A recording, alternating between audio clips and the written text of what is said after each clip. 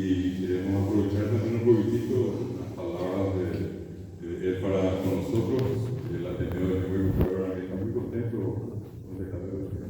Bueno, muchas gracias, muy buenos días para todos ustedes.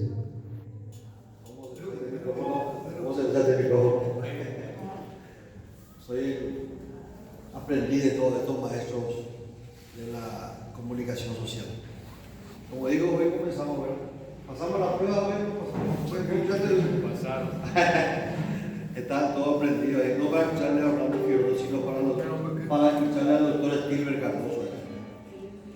Bueno, de todas maneras,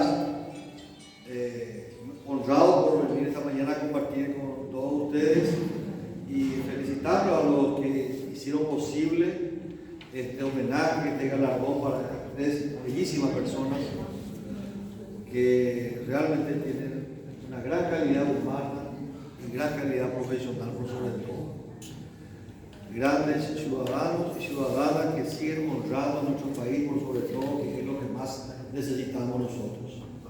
Y esto es no ser mezquino, al contrario, ser generoso y ser por sobre todo humano. Porque hay un pasaje bíblico que dice que honra, hay que honrar a los demás. Hoy le estamos honrando a Ayala, a Palacio, a Ernesto Mago, y también ustedes deben sentir honrados porque hay un espíritu de reconocimiento que los argentinos nos enseñan realmente cómo ellos honran a sus personalidades, a los que hacen patria, a los difusores de la cultura y a quienes de una u otra manera marcan una línea de transparencia en todo su accionar en forma pública.